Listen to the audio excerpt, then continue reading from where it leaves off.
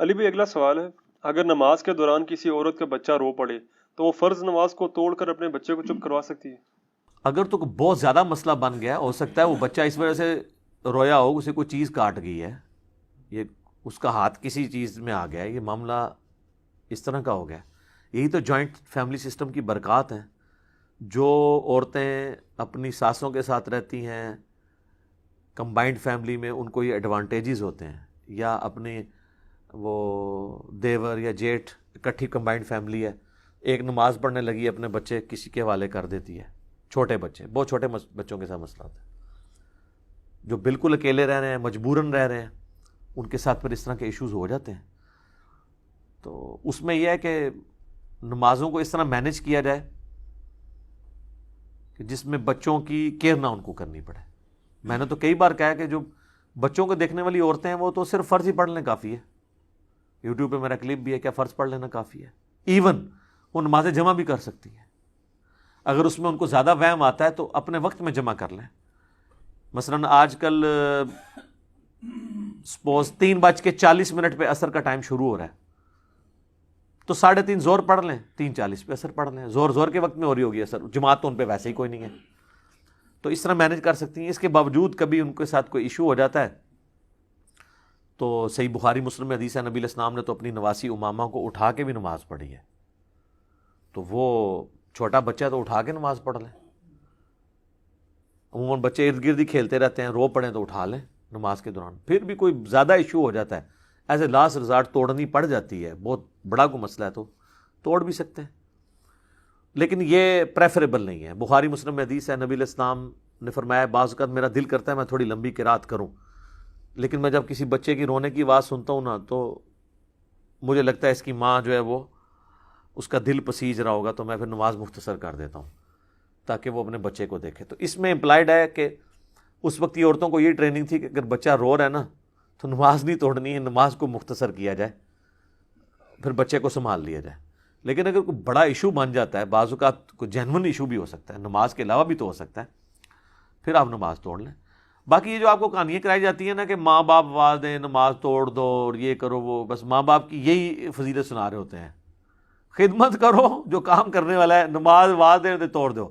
آواز دیتی توڑ دیتا، آواز دے کے انہوں نے کہا جا کے پائیا چیز لایا جا کے پتر، تو تسی کو ہماری میں جانا نہیں ہے، تو نماز توڑنے کا کیا فائدہ ہویا؟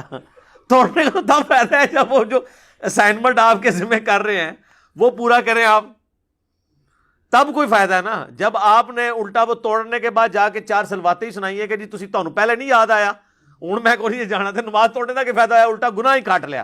اس نے تو بہتر سی نماز ہی پڑھتے رہتے، یہی بہتر تھا نا لاجیکلی اسپیکنگ. توڑ کے کام جب نہیں کرنا تو بہتر نماز ہی پڑھتے رہو. البتہ صحیح بخاری میں آتا ہے کہ نبی علیہ السلام نے ایک صحابی کو آواز دی، وہ تھوڑی دیر بعد آئے، تو آپ علیہ السلام نے ان کو کہا کہ میں نے تمہیں آواز دی تھی، تم نے جو ہے وہ، ان کا یا رسول اللہ میں نماز پڑھ رہا تھا. تو آپ علیہ السلام نے فرمایا کیا تم نے قرآن کا یہ حکم نہیں سنا سورہ نور کا کہ جب اللہ اور اس کا رسول پکاریں تو فوراً ان کی آواز پہ لبیک کہو. یعنی صرف ایک شخصیت ہے جس کا پروٹوکول ہے کہ آپ فرض نماز بھی توڑ دیں گے اور آپ آگے وہیں سے دوبارہ نماز شروع کر لیں گے، وہ ٹوٹے گی نہیں نماز. آپ اللہ کے ایک حکم سے دوسرے حکم کی طرف جا رہے ہوں گے.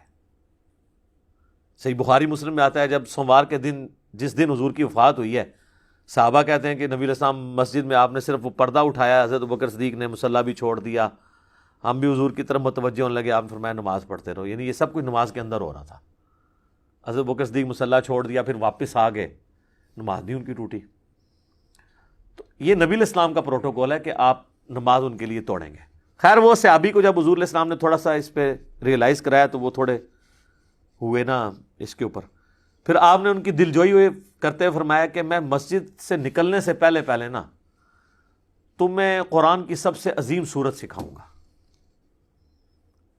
جب حضور مسجد سے نکلنے کے انہوں نے ہاتھ پکڑ لیا، یا رسول اللہ آپ نے وعدہ کیا تھا، تو آپ فرمایا وہ ہے الحمدللہ رب العالمین، سورہ فاتحہ. یہ قرآن کی سب سے عظیم سورت ہے، یہ پوری حدیث ہے وہ. تو اگر اس طرح کی سچویشن بن جائے تو نماز توڑی بھی جا سکتی ہے، اور ظاہر ہے وہ ٹوٹے ہی گی، یہ نہیں ہوگا کہ وہیں سے عورت آ کے دوبارہ شروع کرے گی. اگر وہیں سے شروع کرنا چاہتی ہے پھر یہ ہے کہ بچے کو ساتھ ہی رکھے، اگر وہ روتا ہے تو اٹھا لے، اور اگر اٹھا کے نماز پڑھ لے مسئلہ ہی ختم ہے یار. سیدہ امامہ حضور کی جو نواسی ہیں ان کو آپ اٹھا کے نماز پڑھا کرتے تھے. یہ لفظ امامہ ہے الف کے اوپر پیش, امامہ بنت ابی العاص, سیدہ زینب کی بیٹی. تو نبی اسلام نے ان کو اٹھا کے نماز پڑھی ہے, تو اس سے تو مسئلہ ہی حل ہو گیا, ٹھیک ہو گیا. جزاک اللہ. علی بھائی اگلا سوال ہے, کیا چارپائی یا صوفے کے سامنے نماز پڑھ سکتے ہیں؟ اگر اس چارپائی پر کوئی عورت یا مرد سو رہا ہو تو پھر کیا حکم ہے؟ ہو بڑا مسئلہ ہو جائے گا. اچھا آپ بتا چارپائی کے سامنے نماز نہیں پڑھنے دیتے, اور اگر کوئی سویا ہو تو ہو سکتا ہے اس کی ماں یا باپ اٹھ کے کہ تو جنازہ پڑھ لگا میرا جیندے جی منو. یہ بھی لوگوں کے دماغ میں نا اس طرح کے کانسیپٹ آیا ہوتا ہے کہ یہ پتہ نہیں جنازہ سامنے چارپائی پہ کچھ جنازہ ہی پڑھنے لگا ہے میرا. نماز ہو جائے گی میرے بھائی, چارپائی بھی وہ لیٹا بھی ہوا ہے تو آپ اس کو تو کوئی سجدہ نہیں کر رہے. قبر کے سامنے آپ نماز نہیں پڑھیں گے. البتہ قبرستان سامنے ہے اور آپ نے کوئی سترا گاڑ لیا ہے پھر تو آپ کی نماز درست ہے. جس طرح نبی علیہ السلام کعبے کی طرف منہ کر کے نماز پڑھتے تھے اور کعبے کے اندر بت تھے تو وہ کعبے کی دیوار سترا ہو جاتی تھی. چارپائی کی طرف منہ کر کے آپ نماز پڑھ سکتے ہیں, اس پہ چاہے کوئی مرد سویا ہو, کوئی عورت سوئی ہو یا نہ بھی سوئی ہو. سامنے کوئی ویسے ہی کسی کی بیوی لیٹی ہوئی ہے, ماں لیٹی ہوئی ہے, اور اس پر منہ کر کے نماز پڑھ لیتے ہیں, نماز درست ہے. قبر کے سامنے نماز پڑھنے سے نبی علیہ السلام نے منع فرمایا. صحیح مسلم میں حدیث ہے کہ قبروں کو سجدہ نہ کرو, نہ ان کی طرف رخ کر کے نماز پڑھو. باقی زندہ بندہ ہے, لیٹا ہوا ہے, تو وہ بخاری مسلم میں وہ حدیث ہے نا, اما عائشہ کہتی ہیں کہ ان دنوں ہمارے گھروں میں چراغ نہیں ہوا کرتے تھے, اتنی غربت تھی. تو نبی علیہ السلام صبح کے وقت اٹھ کے جب تہجد کی نماز پڑھا کرتے تھے تو حجرہ تنگ تھا, میں حضور کے سامنے لیٹی ہوتی تھی, تو آپ علیہ السلام نماز پڑھتے تھے. جب سجدے میں جانے لگتے تو میرا پاؤں ٹو دیتے, جگہ اتنی تنگ تھی تو میں پاؤں سمیٹ لیتی. حضور جب سجدے سے فارغ ہوتے پھر میں ٹانگیں سیدھی کر کے پھر لیٹی رہتی. اس سے کئی ایک مسئلے پتہ چلے. ایک تو یہ کہ عورت کو ہاتھ لگانے سے وضو نہیں ٹوٹتا, امام شافعی کا مسئلہ باطل ہے, امام حنیفہ کا موقف اس میں ٹھیک ہے. نمبر 2, اگر سامنے بیوی لیٹی ہو نماز ہو جائے گی, عورت بھی ہو تو نماز ہو جائے گی. لہذا وہ جو حدیث ہے نا بخاری مسلم کی کہ عورت یا گدھا جو ہے نماز کو قطع کر دیتے ہیں, اس کو یا آپ منسوخ تصور کریں گے یا اس کا معنی یہ ہے کہ وہ نماز کی کنسنٹریشن کو لوز کر سکتے ہیں. کیونکہ وہ تو صحیح مسلم میں الفاظ ہیں کہ اما عائشہ بڑی ناراض ہوئی اس کے اوپر کہ تم نے ہمیں گدھوں کے برابر کر دیا. تو پھر انہوں نے یہ حدیث سنائی کہ میں حضور کے سامنے لیٹی ہوتی تھی تو حضور کی تو نماز کوئی نہیں ٹوٹی ہے.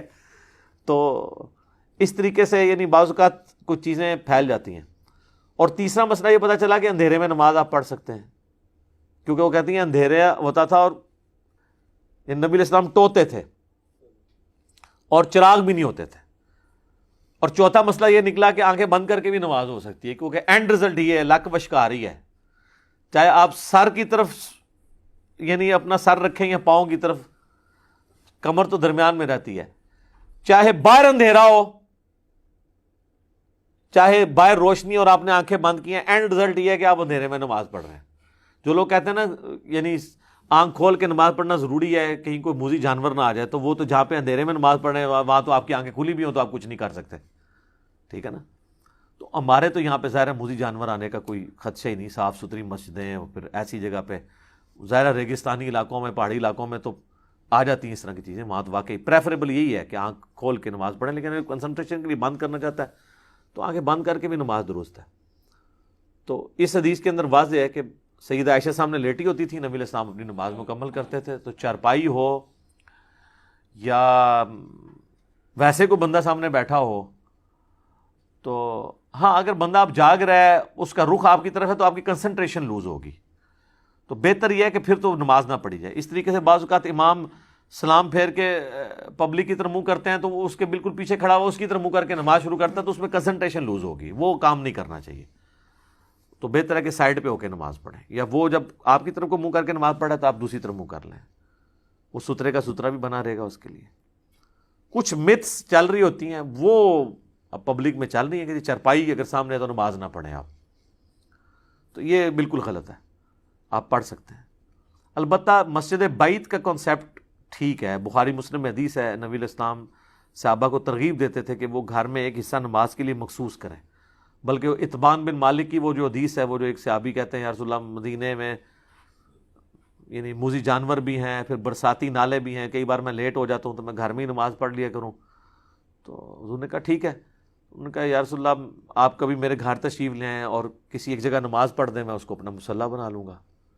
تو وہ نبی علیہ السلام تشریف لے گئے، پھر پورا محلہ اکٹھا ہو گیا، پھر وہاں پہ حلوہ بنا کے لے آئے، نبی علیہ السلام نے کھایا، اور پھر نبی علیہ السلام نے نماز پڑھی، تو پیچھے انہوں نے کھڑے ہو کے نماز پڑھی ادر دین فرض نماز کے، جماعت کا ثبوت بھی اس سے مل گیا۔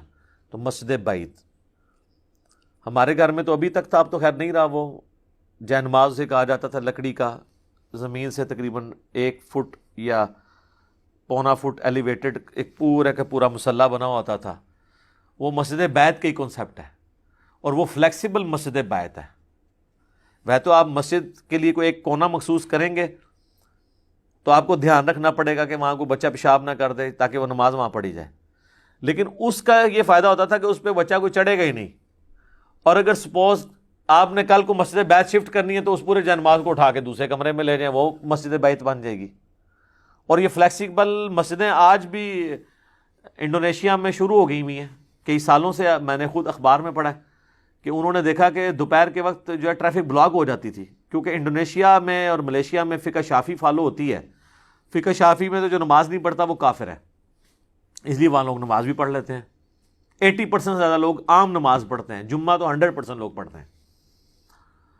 میری خود انڈونیشین سے ملاقاتیں ہوئی ہیں حج اور عمرے کے موقع پر، میں نے ان سے باقاعدہ پوچھا، تو اخبار میں نے خبر پڑھی تھی کہ انہوں نے پھر یہ کیا کہ مختلف پبلک پلیسز پہ، آفیسز کے قریب موبائل مسجدیں انٹروڈیوس کرا دی، بڑے بڑے ٹریلے آتے ہیں، ان میں پوری مسجد وضو خانہ بنا ہوا ہے۔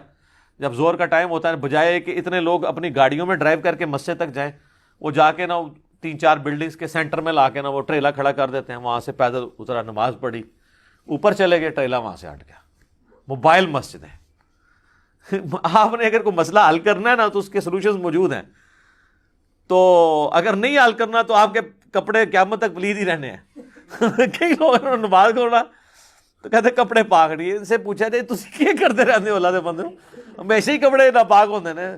تو ایسے لوگوں کا ویسے علاج یہ ہے کہ جو یہ کہتے ہیں کپڑے ناپاک، تو ان کو یار تو پلید رہنا، یار اللہ دے بندے ساڑھے نال پھر نہ بیٹھا کرتے، روٹی شوٹی کھانا ہے تو پلید ہی رہنا ہر ٹائم، کم از کم اس کو یہ پھکی دیا کریں۔ یہ کپڑے تو خام خواہ لوگوں نے پلید بنائے ہوئے ہوتے ہیں نا، ایک جنرل ایک بہانہ ہے۔ تو اگر آپ نے پڑھنا ہے تو موبائل مسجدیں بھی ہیں۔ مسجد میں نماز پڑھنا یہ ایک مرد کے اوپر اوبلیگیٹری ہے۔ کپڑے ضرور پاک ہونے چاہیے۔ عام لوگ کپڑوں کے گندا ہونے کو بھی ناپاک سمجھ لیتے ہیں، گندے کپڑے ناپاک نہیں ہوتے جب تک ان کے اوپر پیشاب نہیں لگ جاتا۔ کپڑوں کا میلا ہونا عیب ضرور ہے، لیکن نماز تو ہو جائے گی۔